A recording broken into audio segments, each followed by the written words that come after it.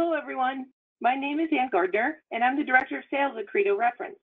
Welcome, and thank you for joining us today for the first presentation within our Credo in Action webinar series. Before we begin, there are a few housekeeping items I'd like to go through.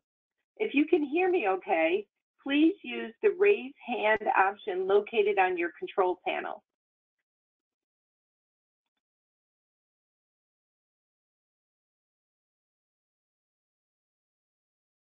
Okay, thank you. I hear all the hands coming up, so I think we're in good shape. We will be recording today's webinar, and we will share it via email within 48 hours. At the conclusion of today's session, there will be a short survey that pops up on your screen. If you do not have time to complete it now, the survey will also be shared in your follow-up email. During the webinar, we will be conducting a few polls. When prompted, please choose the best answer to the question you will see on your screen. Lastly, if you have a question during the webinar, please use the question portion of your control panel to submit them, and we'll answer all of the questions that we have time for at the end of the presentation. Okay, let's get started. Again, thank you for joining us today for Don't Take the Clickbait, practical ways to recognize and fight fake news. I first heard this presentation at a Waldo Consortium conference and immediately thought we should share it with our audience. Darcy and Emily have developed a great and interactive way to teach students something all librarians struggle with today: fighting fake news. You are sure to walk away today with some ideas you could implement at your library. I would now like to introduce you to our speakers from SUNY Purchase College. Darcy Gervasio, she is the reference coordinator, and Emily Carlin, the outreach, reference, and instruction librarian. Hi, everybody. This is Darcy here. Hi, this is Emily. All right, so let's get started. So by the end of today's webinar, we hope that you will have the tools to use hands-on activities to promote critical thinking about news sources, help and encourage your library patrons to fight the spread of fake news, and view fake news programming through the lens of the ACRL Framework for Information Literacy. And to get started, I believe we have a poll question. That's correct. So for today's poll, how has your library addressed fake news? Please select one of the following answers. We held a workshop, we made a LibGuide, we made a handout, we created a display, or something else. So the poll is open now.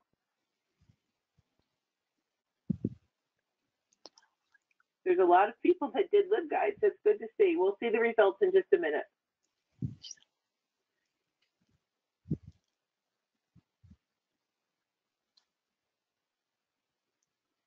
Okay.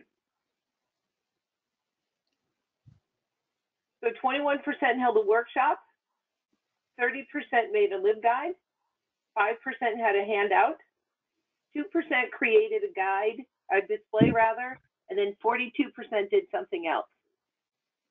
That's intriguing. Yeah, I would love to know what some of the other options were. If people want to type those in the chat, maybe we can address that later. And if we can go to the next slides, it does not surprise us that so many slides, so many of you created a LibGuide. Certainly the guides are everywhere. And Emily had a bit to say about that. Yes, libraries have responded to the fake news epidemic by creating all of these different sorts of LibGuides, infographics, handouts, posters, the intriguing other. You don't need to reinvent the wheel necessarily. Here are some guides that we have found particularly helpful. They're linked, so when we share the slides with you, you'll have the URL to them. You don't have to try to find them by yourself. But one of the things we looked for in compiling this list was guides that focused on positive actions, going beyond the familiar CRAP test and ways to identify whether a source or story is trustworthy.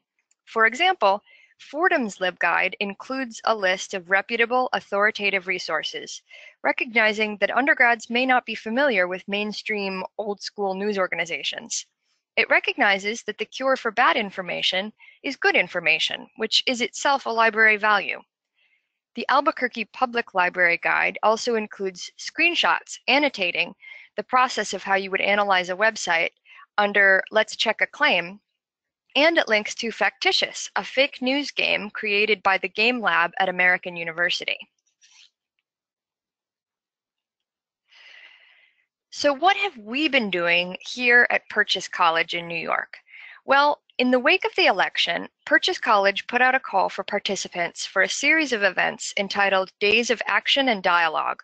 Here you can see some of the promotional material. On the left is the general flyer for all of the events, and then on the right is a promotion for our specific program that Darcy put together to look like a fake newspaper. As librarians, we felt that we were very well positioned to address the issue of fake news, since it does relate to information literacy and media literacy.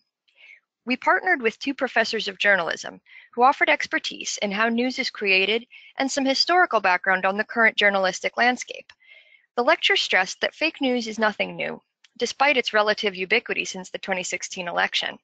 It also helped students understand some of the motivation behind the creation of fake news and the importance of a free press.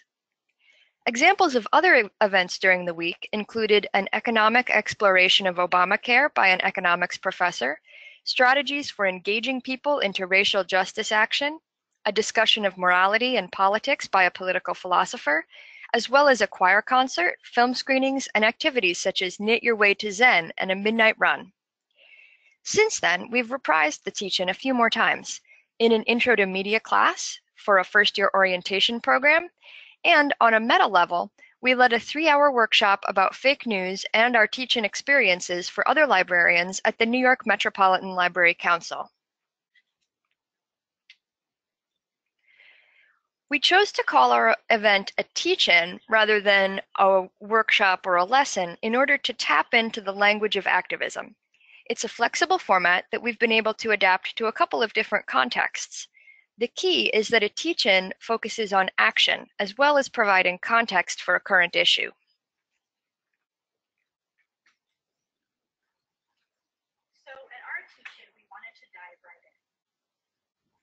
So at our teach-in, we wanted to dive right in. We began our teach-in with a cold open. We had participants who were students, staff, and faculty. Even a dean showed up.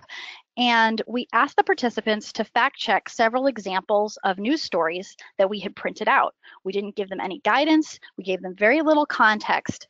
And our examples included stories that were completely fabricated, a Facebook meme like the one you see on the left featuring Donald Trump that had been circulating during the 2016 election. It included a satirical piece from The New Yorker by Andy Borowitz and a story that wasn't completely false but had a very misleading clickbaity headline. So with these examples, we had people just dive right in and try to determine whether they were fake or not.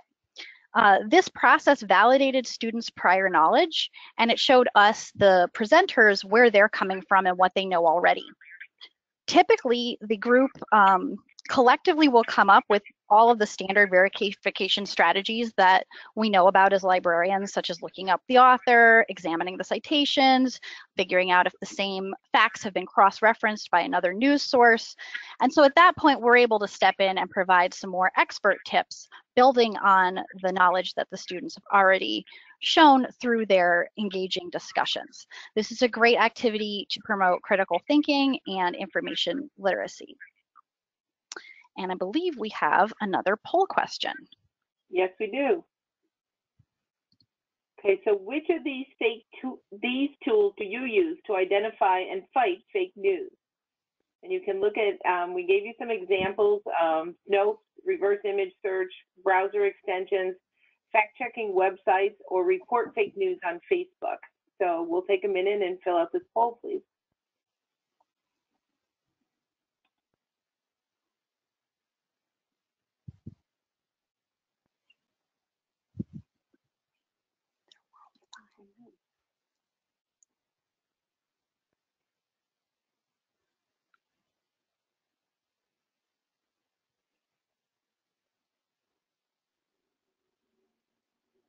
Okay, and there are the results. So 79% for Snopes, reverse image search 27%, browser extensions 8, fact-checking websites like PolitiFact or FactCheck 85%, and report fake news on Facebook 9%. Thanks, everyone. That actually supports a lot of what I've seen when we've conducted this teach-in and other workshops for librarians. Most people are pretty familiar with Snopes and fact-checking websites like PolitiFact or FactCheck. Some librarians are familiar with TinEye and other reverse image search options, but we found that students, while they're pretty good at determining whether a photo looks right or seems to have been photoshopped, they haven't heard of some of these tools. So at the teach-in that we lead, after the students and the participants fact check the examples that we give them of fake news stories, we go in and we present several fact checking websites and other tips and tools that they can use to help them identify fake news. One thing that we use often is the fake news checklist from On the Media from WNYC, the NPR station. They have a great list of ways to tell if something's fake news. And we also have some handouts that we use ourselves. We cover debunking sites, including TinEye's reverse image search, Google reverse image search, PolitiFact, factcheck.org, snopes.com. We've also sometimes touched upon the Washington Post fact check service. There's plenty of them out there. We're going to show some more of these tools in a minute. Often students will ask us how they can trust these debunking sites. How do you know that these debunking sites are trustworthy? Who watches the watchman, in other words? And this is a great question that allows us to touch on issues of transparency, the nature of authority, how we know something is trustworthy or reliable. Our standard line is that things like Snopes and these other sites are often nonprofit, and they encourage you to do your own research. They accept that they aren't going to be the final authority necessarily. So fact-checking images. This is an area where we find a lot of people are still unsure how to fact-check images, and images with false information can be a real problem with fake news, whether it's an older image being used on a new article and presented as if it's new, or whether it's an image that is photoshopped and simply contains false information. And as I touched on earlier, we found that our undergrads, who at Purchase tend to be artsy students, are pretty good at spotting nuances of a photo that might make it fake, but they hadn't heard of some of these sources. TinEye and Google's reverse image search are really helpful for getting a general history of an image. It'll show you a match if that image occurs elsewhere on the internet. And it can often help you sort out issues of date and degree of editing.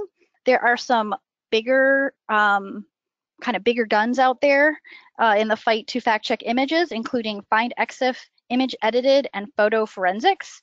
These use pixel analysis and metadata to determine if an image has been altered or edited.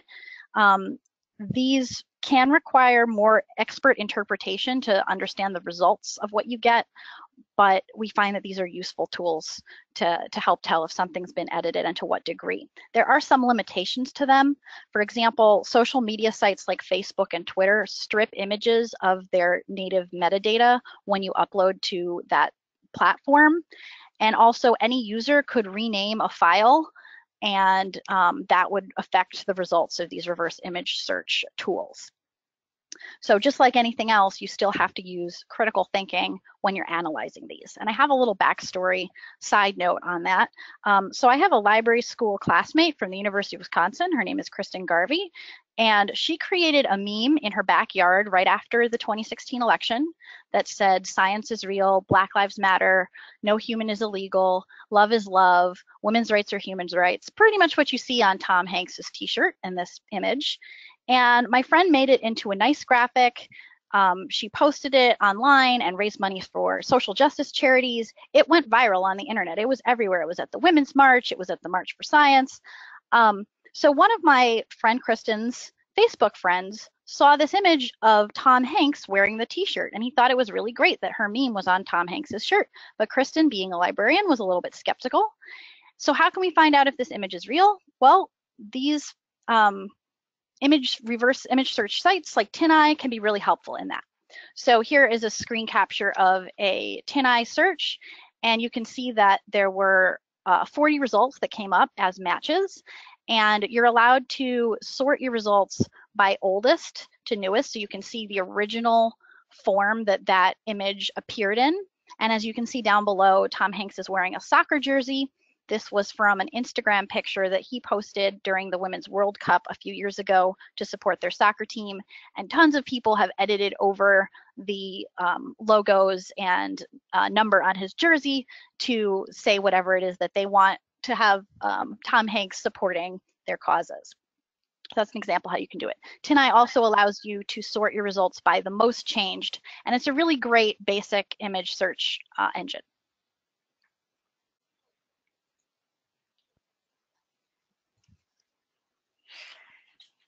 This is a handout that we give to the participants in our teach-ins. Many of the recent webinars and workshops on fake news focus on identifying it, which is great, but not necessarily on empowering users to act once they have discovered that something is fake. So what can you do to stop the spread of misinformation? It can be very overwhelming and discouraging to students, particularly undergrads, who are already perhaps more prone to apathy. When students learn that bias and fakery are prevalent, they can be apt to throw up their hands and assume that the truth is just unknowable or that it doesn't matter. We wanted to empower them to fight back. So here are some proactive things that you can do. First, don't repost without doing some research to verify a story or claim. Second, don't take the bait and give predatory sites your money or your clicks. This is important, and we stress it with students who are often unaware that by clicking on a link to a site, they are generating ad revenue for that site. Third, you can flag fake posts on social media. We'll talk more about that momentarily. Fourth and fifth, boost the signal of legitimate news stories and support real news networks and organizations with your money. The newspaper business has been struggling financially, but it also performs some of the highest quality journalism out there. So support the hard work of journalism by subscribing or donating, or at the very least, by disabling ad blockers.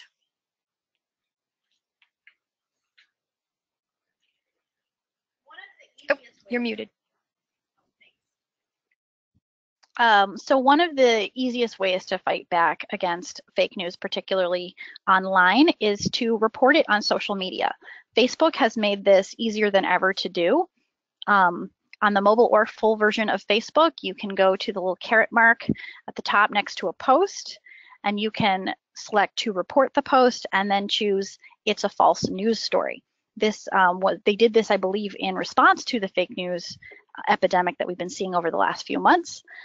Some limitations of this reporting feature is that it does not appear on ads or posts that only contain written text, such as a post that your friend might just type out, or posts that are written by entities with Facebook pages where they've written it directly onto Facebook. So for example, if Upworthy or Now This or Occupy Democrats post a GIF or a video or an image directly to their Facebook page, that will not register as being a news story, and so you won't see it's a false news story as an option.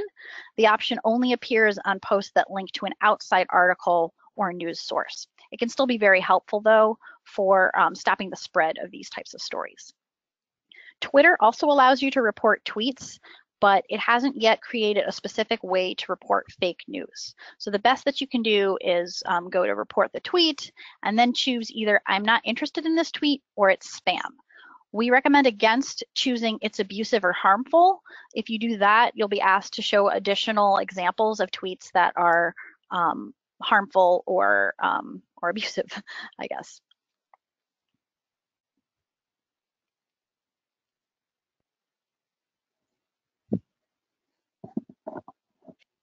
You can also fight fake news by using ad blockers. This takes away the financial gains from clickbait websites. This is a great tip for librarians in general, and especially when you're investigating claims. Make sure to disable them on legitimate news websites and other sites that you want to support, many of which now remind you to do so. For instance, when you go to The Guardian, they might have a pop-up that tells you, or not a pop-up, but there would be a message that tells you to please disable your ad blocker so that they can still get the revenue from the ads that they show. Some ad blockers include AdBlock Plus, which also works on mobile, Ghostery, Privacy Badger, has that cute little happy badger on it, so that's an advantage to that one. Or you can use incognito mode or a private window, so at least sites can't track your cookies and your searches.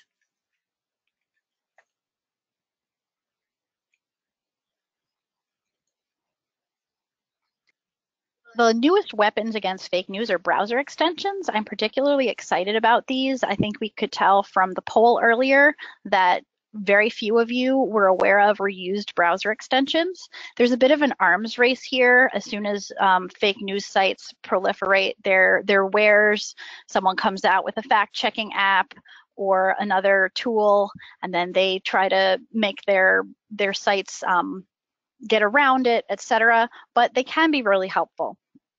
So how these work is you install an app in your browser. Most of these work for Chrome or Firefox, and it can flag fake news stories. It depends on which app you use, but some of them can flag your search results in Google. They can flag entire websites when you visit a URL or specific social media posts.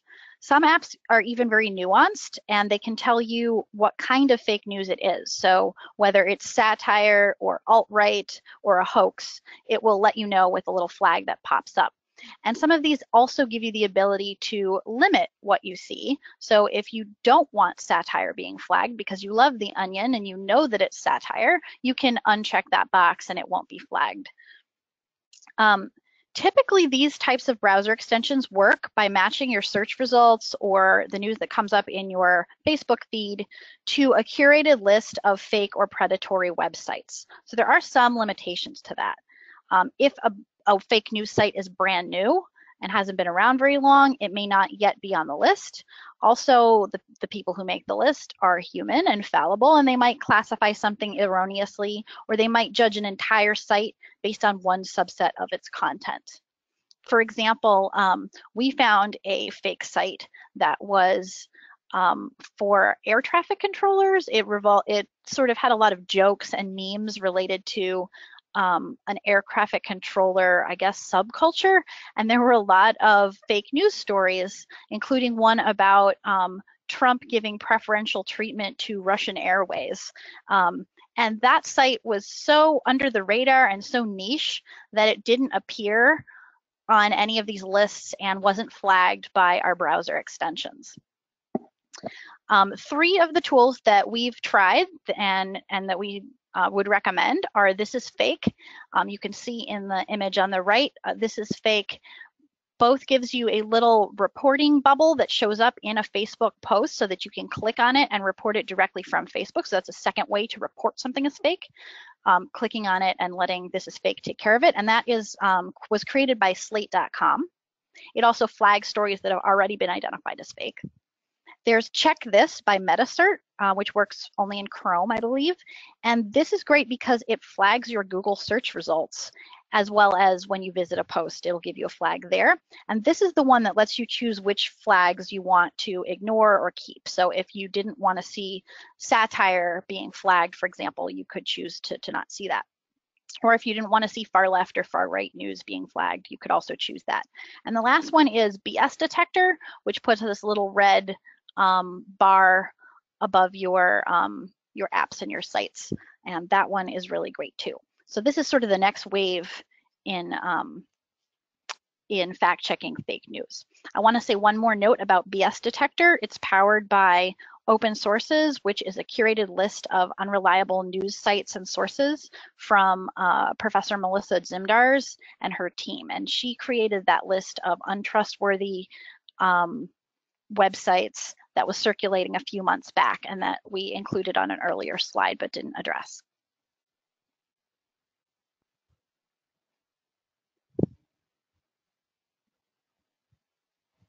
You may have seen this chart about news quality before.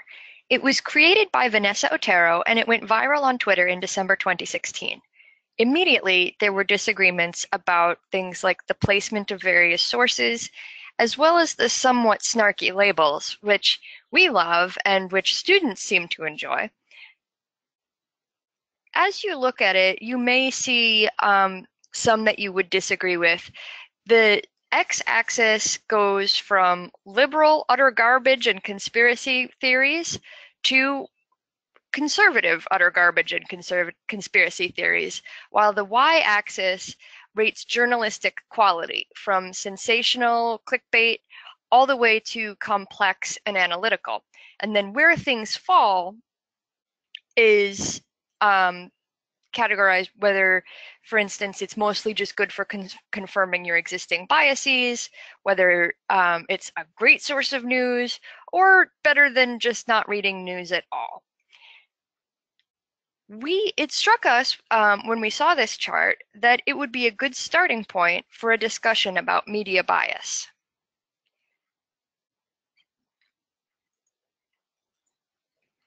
So we created an activity we call Pin the Source on the Spectrum.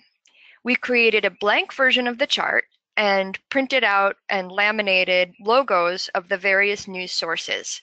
Without showing the original to the participants, we asked them to research and analyze each news source. Typically, we would give one source per person. Based on their findings, they placed the source where they felt it belonged on the spectrum. On the left there, you can see an undergrad from our original teach-in, the first time that we did it. On the right, there's a librarian from our Metro workshop. There are all kinds of different ways to adapt this exercise to your environment. You can project the chart and stick the labels on the wall or the board, or you can do a more low-tech DIY version with just a big piece of paper where you've drawn the axes on. The chart not only focuses on political bias, but also on journalistic quality and complexity. Participants determine where sources belong not just on a spectrum of left to right, but also on a continuum of complexity versus sensationalism. This is a more nuanced and sophisticated understanding than they might be used to or might be expecting. Participants of all ages seem to respond really well to this activity, which gets them up and moving. In our most recent iteration, we had 2 halves of a class place sources on 2 separate charts and compare them. That was an extremely large group of students who were participating in a first-year orientation program. So doing the 2 separate charts was a good way to make the activity work for a really big audience. After they pinned their source on the spectrum, we reveal the original chart as created by Vanessa Otero. If you're using a projector, you can actually overlay the original on top of the student's version. This has led to some great discussions about subjectivity and authority. You can also use this chart to quickly assess whether participants have A, done enough research into their news source, and B, understood the idea of a continuum of news from sensationalist clickbait to analytic. Here is a version of the chart from when we did our teach-in at an Intro to Media course in journalism. The course was mostly freshmen and sophomores.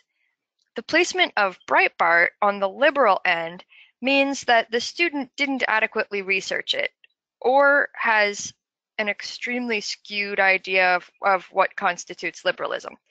The next time we conducted the teach-in, we made sure to offer more time for people to research their sources in class, since many of the things that we as librarians feel very familiar with are unfamiliar to the students that we work with.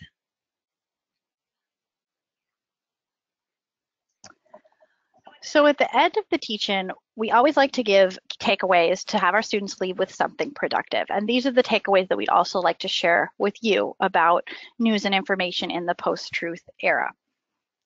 We like to stress that fake news exists on a continuum, that bias doesn't always mean something is untrustworthy or unfactual, that being aware of your own biases can help you resist confirmation bias and resist the propensity to agree with things that agree with you and assume that those things that disagree with you are false. And most importantly, we wanted to leave students with the sense that they can take action, that they and you are not helpless consumers of the news, but you can actually be a participant in this process. And finally, the truth is knowable. It might be complex, it might be nuanced, it might be subtle, but the truth is out there, so to speak. Some things are knowable, and that's where quality journalism and quality research are so important. We certainly found that in the wake of the current post-truth era, our students had become very disengaged and apathetic, and they just generally distrust everything. So that's why we wanted to leave them with these truths about news and information. These can also make excellent learning outcomes if you would like to convert these bullet points into learning outcomes for future workshops.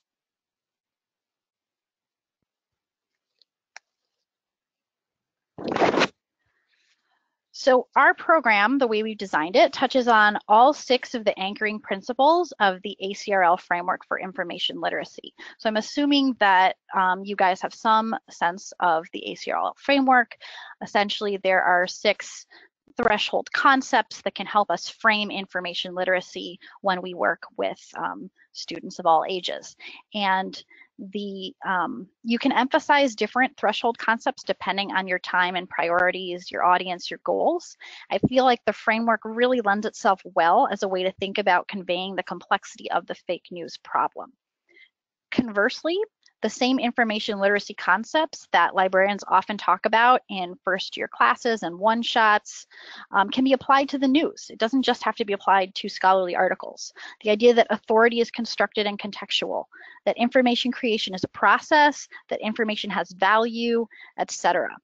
So the pin the source on the spectrum activity that we've just described really fits with threshold concept number 1, authority is constructed and contextual. It shows how when you place a source in context, different people can disagree, and it gets students at these ideas of what sources are trustworthy and how you can tell. The fact-checking activity that we start with really touches on number 4, 5, and 6, research is inquiry, scholarship is a conversation, searching a strategic exploration. Students are asked to look at a variety of sources to figure out if that first source is true or false.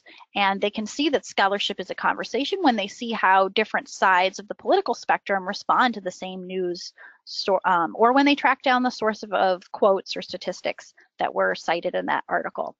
And various handouts that we provide often touch on other threshold concepts as well, such as information having value. And that portion is also covered by our journalism faculty members. So we mentioned at the top that we did a teach-in with 2 professors of journalism. In the middle of the program, they provide a very brief lecture giving some context for fake news and the current era. And that lecture really touches on the financial incentives to create clickbait and the financial situation of the newspapers, as well as how information gets created.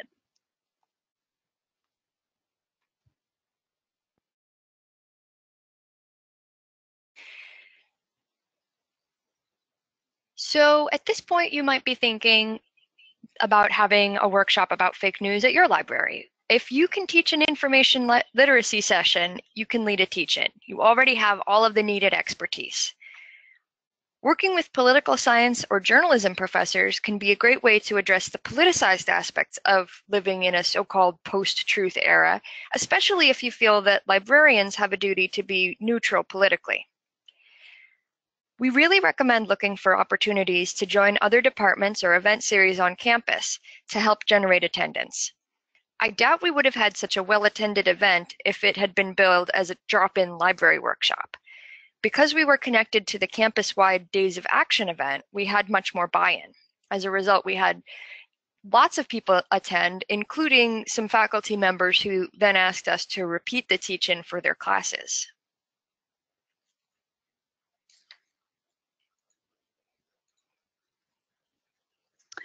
Okay, so some more tips for the nuts and bolts of hosting a teach-in. I suggest that you keep your examples current. The fake news cycle turns over just as rapidly as the real news cycle. I also suggest including left-wing as well as right-wing fake news. Our students tend to be very liberal, and so we found that the left-wing examples were very engaging and surprising to our college students who may not at first see how the news that they like and follow on their social media is also being sensationalized.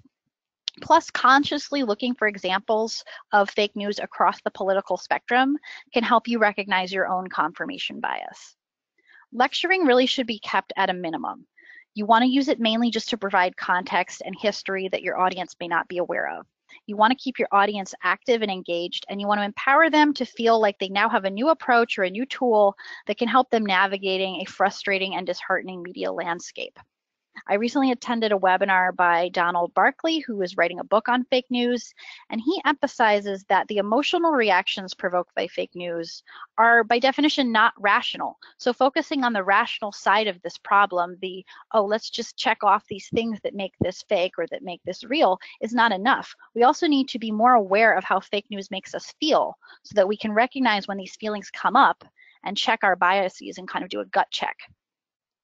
And finally, it was really important to us to present solutions. Instead of rehashing tips for identifying fake news, which as we've said are everywhere, focus on what you can do about it once you've identified something that's fake. So we hope that we've given you all some ideas of those actions during this webinar today. And we are also happy to share our resources with you. We have posted the Vanessa Otero chart as well as our handouts and descriptions of what we've done to a Google Drive. There's a tiny URL on your screen to access all of that. And we also posted a description of the PIN, the Source on the Spectrum activity on the ACRL's Framework Sandbox, which is also just generally a great place to go to look for lesson plans and ideas. So that wraps it up for us. Okay, thank you, Darcy and Emily. This was so good. The comments coming in during it was, this is wonderful. This is so good. Can we have access to their slides and their information because we want to put it in our own updates? So you've really done a great job of sharing information that everyone can use right away. One of the first poll questions, we asked if you had answered what are some of the other things that you're doing about fake news? And some of the answers included that they are doing a session on it during intro classes. They're using blog posts. They've made YouTube videos and through social media and poster presentations. And then a few people said they chose other because they haven't done anything yet. So hopefully you've given them some tools to work with. One of the questions was, are you going to send us a recording of this afterwards?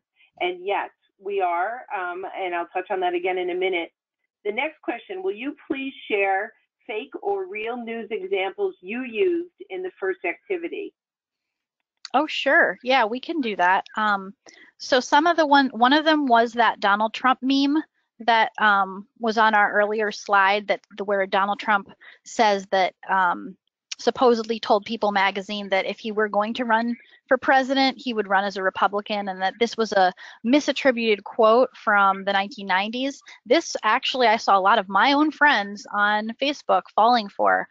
So that was a pretty good one. It's been debunked by Snopes.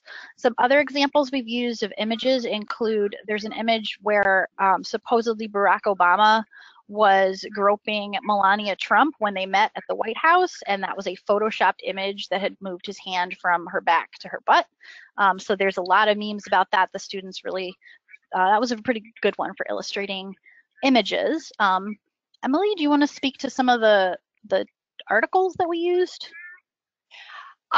Let's see. One thing that comes to mind is we had students fact check the fake Time magazine cover that was found hanging in some Trump properties a month or two ago. As far as articles, we had an article about one of the organizers of the Women's March in DC in January supporting Sharia law. We have done, I think Darcy mentioned an article from an air traffic controller website about Trump giving favoritism to a Russian airline. The important thing here is, although we will certainly happily share examples, we do have to keep them current. So every time we do this exercise, this workshop, we go out into the unpleasant depths of the web to find more things that are fake, so that students might not already have heard them being debunked, and so that they will still be relevant to things that are currently happening. And that's where the ad blockers and the private windows are great, because if you don't want to give money to, say, InfoWars or Breitbart or a number of these other sites, you can use a private browser or you can use an ad blocker so that they don't get revenue while you're looking for examples to use. We wouldn't want to feed the beast at the same time as we are trying to fight it. Okay, great example. The next question is, what was the WNYC fake news checker you mentioned?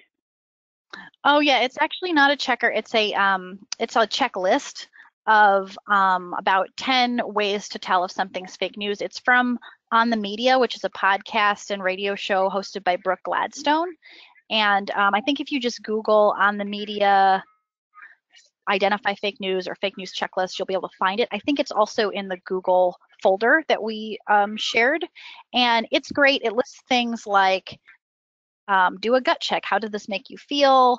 Are they stating claims that you can't find anywhere else? Is it using inflammatory language? That sort of thing. Okay, terrific. The next question is, how much time were the workshops? How long did they last? The first one was an hour. I think the second time we did it with a larger group, we had, I think, an hour and a half or an hour and 15.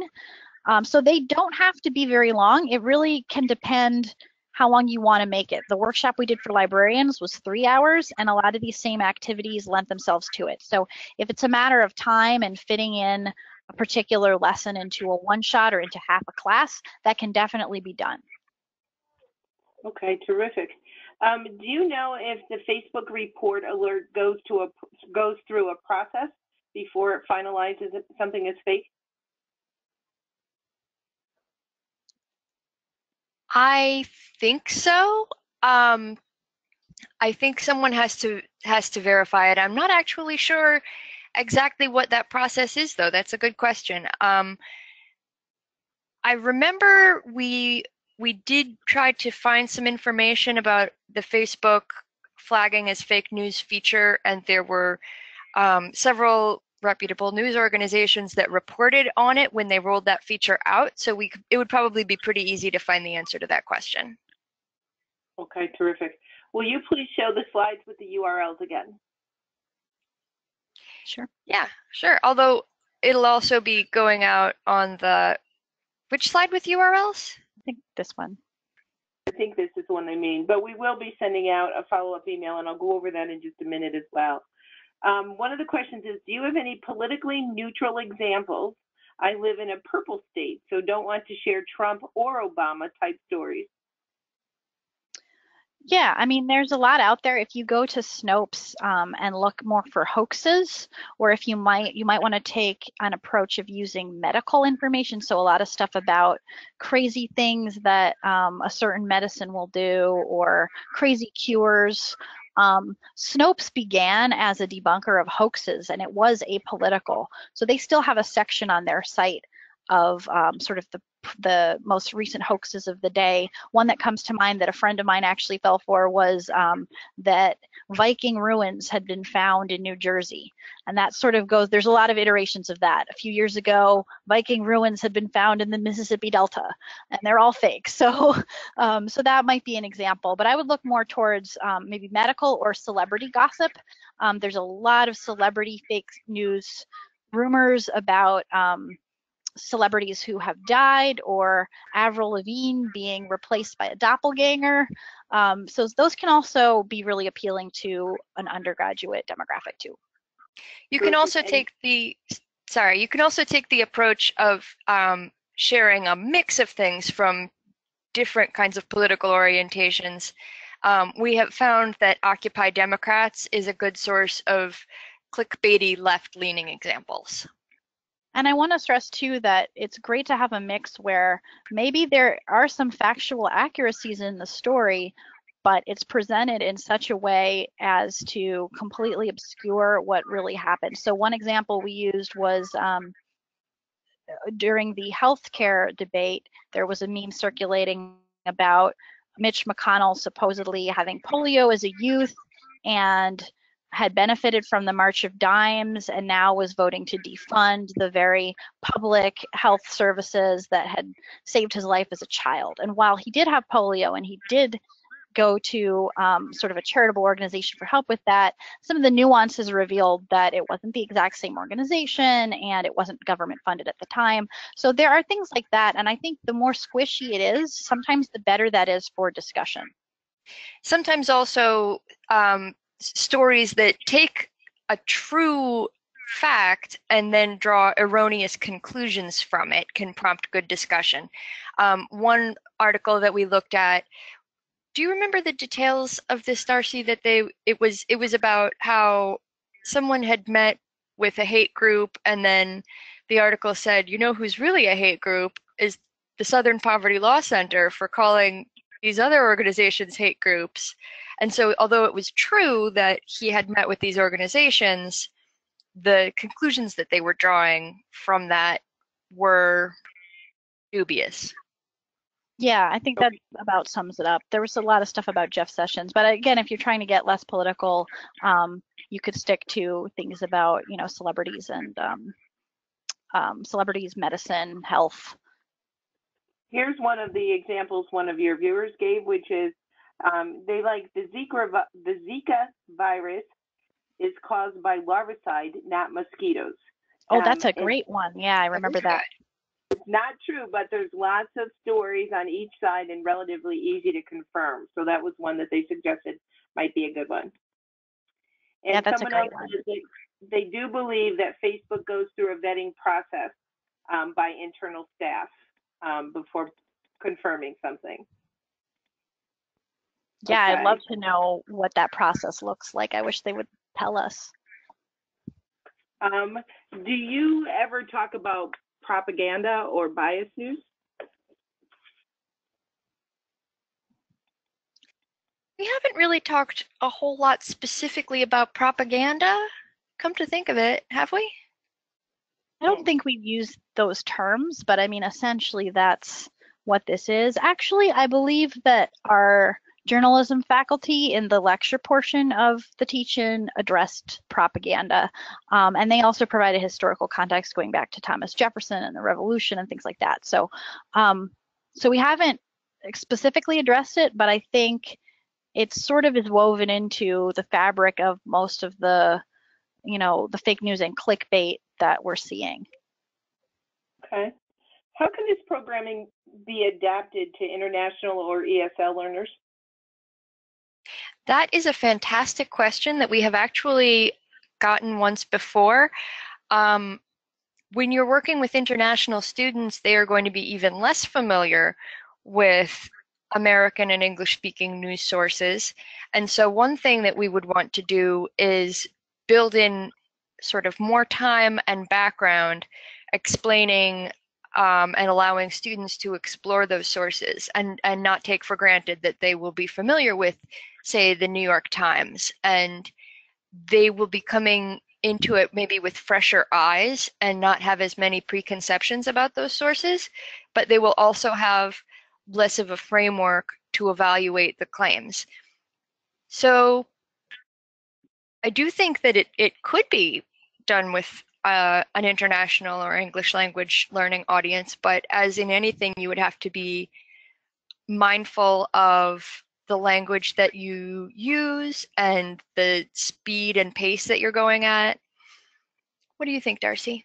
Yeah, I agree with that. I would also say focusing on fewer examples and being a little more selective about which, for example, news sources that you were asking them to research if you do the pin the source on the spectrum example. And also be mindful that depending on where they're coming from, international students may have a different relationship to the free press. They may be more used to seeing propaganda, or they may come from a state where there's the state news and then there's everything else. So be mindful of the sort of global landscape of news as well. But it's definitely doable. I think you just have to scale back what you're doing and give a lot more time for them to do research. And it could be really informative for these students who are going to be spending a few years here to know more about American news sources. You could also choose international examples as well. Terrific. How did you identify which faculty to partner with? We actually reached out to the library director who had done a lot of liaising with journalism in the past. And so he sent, I think, a general call to the journalism department, and Virginia and Donna replied. But I've also worked with Virginia and Donna many times over the years on committees, and I've taught instruction sessions for them as well. So it was really looking at, amongst the connections we already had with faculties with whom we liaise, who would be right for it. And our journalism department has been very up on the fake news stuff. So we thought it was a natural fit to have the library and journalism join forces on fact checking. Okay, terrific, thank you. If you could move ahead a couple of slides, I want to go over a couple more things. And someone posted in the questions while you're doing that, there is a website, a Facebook website under help on how to report inappropriate or abusive content. So there is something right on Facebook that can help you do that. I want to take a minute, just a quick reminder, there will be a recording of today's presentation shared with you in a follow-up email. There will also be a short survey shared directly after this webinar, but also via email if you do not have the time to complete it now. I do want to take a few minutes to thank Darcy and Emily. When I heard their presentation, I just loved it right out and approached them right at that conference, and they were very generous, and they've just done a great job with it. Our next webinar is Pre-Search to Research, Credo as the Academic Google. It will take place next Wednesday, August 23rd.